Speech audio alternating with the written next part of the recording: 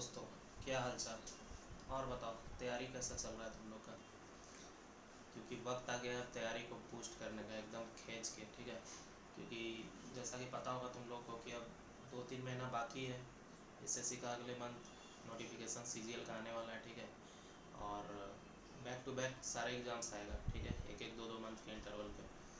और उसके पहले अगर रेलवे का भी अगर फॉर्म भरे हो तो एनटीपीसी भी लगा हुआ है, उसका भी कभी भी नोटिफिकेशन मतलब वो डेट आउट हो सकता है, ठीक है। तो तैयारी को एकदम खींच के रखो, बूस्ट करके रखो। जो भी डेली प्रैक्टिस कर रहे होगे, क्योंकि करना इसमें वही है, कुछ नया करना नहीं है। PYQ जो है, जितना ज़्यादा प्रैक्टिस करोगे, जितना ज़्यादा क्वेश्चंस लगाओगे, उतना ज़्यादा बेनिफिट मिलेगा। और शुरू से जितना प्रिपरेशन कर रहे होगे, 1 साल 2 साल जो भी है, वो तो काम आएगा ही आएगा। लेकिन लास्ट का 2-3 मंथ बहुत ज़्यादा इंपॉर्टेंट होता है। तो उसमें तुम जितना भी जीके का क्वेश्चन जितना भी देखोगे, मैथ जितना ज़्यादा मैथ्स का क्वेश्चन लगाओगे, रीजनिंग सॉल्व करोगे, वो सब चीज़ें मतलब ज़्यादा याद रहती है लास्ट समय में, ठीक। तो वो बहुत ज़्यादा इंपॉर्टेंट होता है कि 2-3 महीना का तुम्हारा क्या माइंडसेट है, किस तरह से तुम पॉजिटिव फोकस्ड होकर मतलब कर रहे हो प्रिपेयर, ठीक है। तो उस चीज़ के लिए लगे रहो। बाकी देखो, एसएससी का बहुत सारा एग्ज़ाम है, ठीक है, बैक टू बैक। और सिलेबस लगभग सबका सेम ही रहता है, पैटर्न भी सेम ही है। वही क्वेश्चन का जो थोड़ा बहुत किसी में मतलब 25 क्वेश्चन आएगा तो किसी में 40 क्वेश्चन आएगा, किसी में मतलब जीके का वेटेज कम है तो किसी में जीके का ज़्यादा, इस तरह से रहेगा। लेकिन सिलेबस तो लगभग सेम है। तो तैयारी कोई एक मतलब एसएससी को फोकस करके एक बार कर लोगे, सिलेबस कंप्लीट कर लोगे, तो हर एग्ज़ाम दे ही सकते हो ना। तो तुम लोगों को पता ही होगा। तो जैसे हो गया सीजीएल, हो गया CHSL, हो गया MTS CPO वगैरह हो गया, ठीक है। तो ये सब का तो सब लोग जानते हैं। लेकिन एक एसएससी का एग्ज़ाम है जिसके बारे में मतलब ज़्यादा कोई बात भी नहीं करता है। और लेकिन हर साल वैकेंसी उसका आता है, ज़्यादा कोई बात नहीं करता है। और मतलब कब आता है वैकेंसी, लोग फॉर्म भी नहीं डालते हैं, इग्नोर करते हैं लोग उसको। लेकिन मतलब डालना चाहिए फॉर्म, ठीक है। क्योंकि पिछले बार देखो हम भी डाले थे, सिलेक्शन पोस्ट उसका नाम है, ठीक।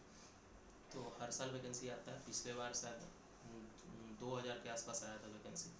तो उसमें फॉर्म डाले थे। और इसमें मतलब अच्छा बात ये है कि उसमें एक ही एग्ज़ाम होता है, मतलब टायर 1-2 ऐसे नहीं होता है, एक एग्ज़ाम होगा और उसी से सिलेक्शन होगा।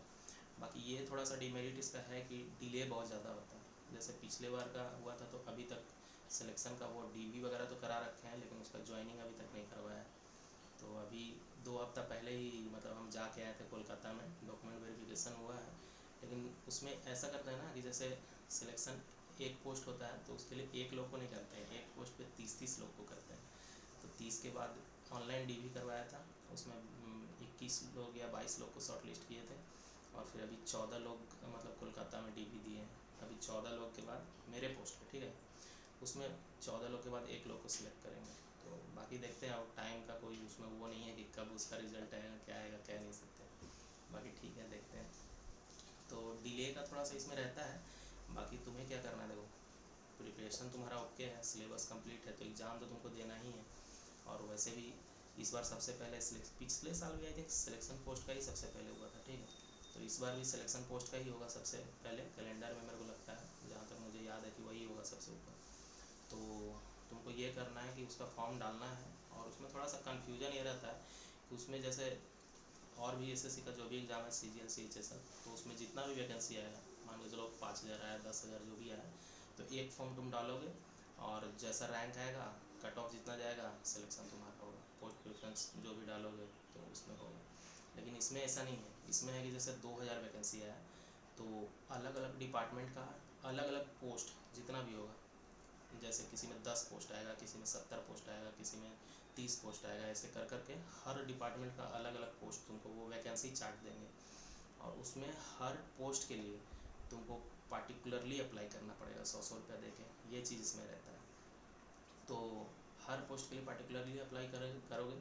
लेकिन अब तुम्हारा डाउट होगा कि मतलब क्या भैया उतना सारा एग्ज़ाम देना पड़ेगा क्या? तो नहीं, एग्ज़ाम उतना नहीं देना है। 3 लेवल पे एग्ज़ाम होता है इसमें, एक 10th लेवल पे, एक 12th लेवल पे और एक ग्रेजुएशन लेवल पे। तो एग्ज़ाम अगर तुम तीनों का भरते हो, 10th 12th और ग्रेजुएशन, तो एग्ज़ाम तुमको 3 ही देना होगा, ठीक है। मैं मान के चल रहा हूँ कि तुम तीनों फॉर्म डाल रहे हो, तो एग्ज़ाम तुमको 3 ही देना होगा। लेकिन फॉर्म जो अप्लाई करोगे, वो तुम जितना अप्लाई करोगे, जितना पोस्ट के लिए, बस उसी पोस्ट के लिए तुम एलिजिबल होगे। मान के चलो तुम 3 फॉर्म अप्लाई किए और तीनों में एक एक पोस्ट, 10th का एक पोस्ट, 12th का और ग्रेजुएशन का, तो तुम 3 ही मतलब पोस्ट के लिए एलिजिबल होगे। अलग अलग अलग डिपार्टमेंट का। तो और बाकी तुम मतलब ये फॉर्म फिल करने का कोई लिमिट नहीं है, तुम जितना पोस्ट निकला है हर पोस्ट के लिए तुम फिल कर सकते हो। अगर उसमें क्राइटेरिया भी होगा, एलिजिबिलिटी क्राइटेरिया, तो किसी किसी में तुम मतलब इसमें बहुत ज़्यादा स्पेसिफिकली कोई सब्जेक्ट को उसमें मतलब क्राइटेरिया में रहता है, तो वो सब्जेक्ट अगर तुम्हारा नहीं है तो फॉर्म भर भी दोगे तो तुम्हारा सिलेक्शन नहीं होगा, मतलब डीवी के टाइम तुमको आउट कर देंगे, वो एलिजिबिलिटी का नहीं रहेगा। तो इसलिए अपना वो क्राइटेरिया देख के फॉर्म फिल करना। जैसे हम पिछले बार भरे थे तो उसमें एक जियोलॉजी सब्जेक्ट उसमें चाहिए था, मेरा वो जियोलॉजिकल सर्वे ऑफ इंडिया वाला डिपार्टमेंट था, तो उसमें जियोलॉजी चाहिए था। तो अब वो कौन भर सकता है? वो देखो, एक सिविल इंजीनियरिंग जो किया हुआ होगा या फिर जो माइनिंग इंजीनियरिंग किया होगा उसको जियोलॉजी का सब्जेक्ट रहता है, और या फिर जो ऑनर्स में जियोलॉजी सब्जेक्ट से कर रखा होगा, ठीक है, तो ये लोग भर सकते हैं। तो बाकी लोग तो मतलब जो अलग अलग ब्रांच से बीटेक किए हैं या फिर कोई भी ग्रेजुएशन अलग सब्जेक्ट से कर रखा है तो वो तो पहले ही आउट हो गया, वो तो इस फॉर्म के लिए ही मतलब पोस्ट के लिए एलिजिबल नहीं होगा। तो थोड़ा सा मतलब कम रहता है, लेकिन ये है कि पोस्ट भी कम रहेगा, किसी में 5 ही पोस्ट रहेगा, किसी में 10 ही पोस्ट रहेगा, तो वो सिलेक्शन तो बाद की बात है, कट ऑफ भी इसका बहुत ज़्यादा हाई भी जाता है। तो लेकिन ये है कि फॉर्म तुमको फिल करना चाहिए, कम से कम कुछ नहीं होगा तो ये तो होगा कि तुम क्वेश्चन का पैटर्न तो पता चलेगा कि हाँ इस साल का कैसा आ रहा है 25 में, क्योंकि आगे एग्ज़ाम्स तो तुमको देने ही है कि नहीं। तो फॉर्म फिल करो और अपना स्पेसिफिकेशन ज़रूर देखना कि तुम कौन से, अगर जनरल तुम किए हो, जनरल मतलब ग्रेजुएशन कर रखे हो, तो फिर तो तुम सिर्फ जनरल वाला, किसी में एक्सपीरियंस खोज दिया, किसी में पर्टिकुलर सब्जेक्ट खोज दिया, तो उसके लिए तो तुम नहीं अप्लाई कर पाओगे, तो बस वो पोस्ट के लिए अप्लाई कर पाओगे। लेकिन अगर तुम्हारा कोई पर्टिकुलर तुम कुछ कर रखे हो स्पेशल, जैसे मान के चलो कुछ एग्रीकल्चर का कुछ कर रखे हो, तो उसका पोस्ट खोजो, कोई ना कोई पोस्ट तुमको मिलेगा तो उसमें अप्लाई करो, उसका कट ऑफ हो सकता है कम जाए, ठीक है। और कुछ अलग तुम फूड का कुछ कर रखे हो, फूड इंजीनियरिंग ऐसा टाइप कुछ, तो फूड का कोई अगर ऐसा पोस्ट तुमको दिखे तो उसमें अप्लाई करो डेफिनेटली, उसका कट ऑफ थोड़ा कम जाता है, कोई स्पेसिफिक अगर उसमें है पोस्ट तो ये चीज़ का ध्यान रखना, हर पोस्ट को देखना बढ़िया से, और जो तुम्हारा वो लगेगा उतना तुम फॉर्म भर सकते हो, ठीक है। 100 रुपये लगता है, तो जितना तुम्हारे हिसाब से 5 फॉर्म 8 फॉर्म जो तुमको लगेगा उतना फॉर्म डाल सकते हो। और एग्ज़ाम याद रखना कि मतलब 3 ही होगा, अगर सिर्फ ग्रेजुएशन लेवल का फॉर्म भर रहे हो तो एक ही एग्ज़ाम देना पड़ेगा, और 12th का फॉर्म भरे हो और ग्रेजुएशन 2 भरे हो तो 2 एग्ज़ाम देना पड़ेगा, और अगर 10th का भी कुछ पोस्ट ऑप्ट किए हो तो 3 एग्ज़ाम देना पड़ेगा, ठीक है। और कट ऑफ वो लास्ट में ही आएगा एग्ज़ाम के बाद कि इतना कट ऑफ गया, और उससे ऊपर तुम्हारा नंबर है तो सिलेक्शन होगा, वरना नहीं होगा। तो फॉर्म डालो, इसका प्रिपरेशन इसके लिए अलग से कुछ करना नहीं है, सिलेबस सेम है जो तुम कर रखे हो एसएससी के लिए, इसमें डालो।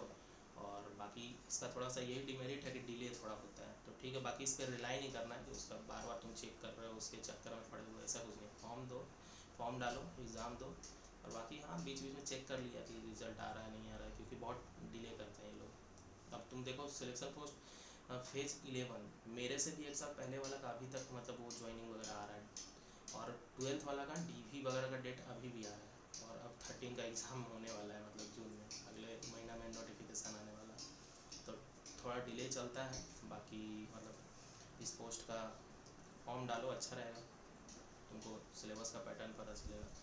तो बेसिकली यही कवर करना था, क्योंकि इसके बारे में कोई जल्दी बात करता नहीं है सिलेक्शन पोस्ट के बारे में, और मतलब एग्ज़ाम तो है ही, और सिलेक्शन हो जाएगा तो अच्छा बात है। तो यही बताना था, बाकी कोई डाउट अगर इससे रिलेटेड और भी होगा तो कमेंट बॉक्स में कर सकते हो, और बाकी तुम जो प्रिपरेशन कर रहे हो उसको बिल्कुल कंटिन्यू रखो, एकदम रगड़ के बूस्ट में रखो, और best of luck for the exams जो भी 2025 में दे रहे हो, और ठीक है कंटिन्यू रखो। बाकी बाय बाय, टेक केयर।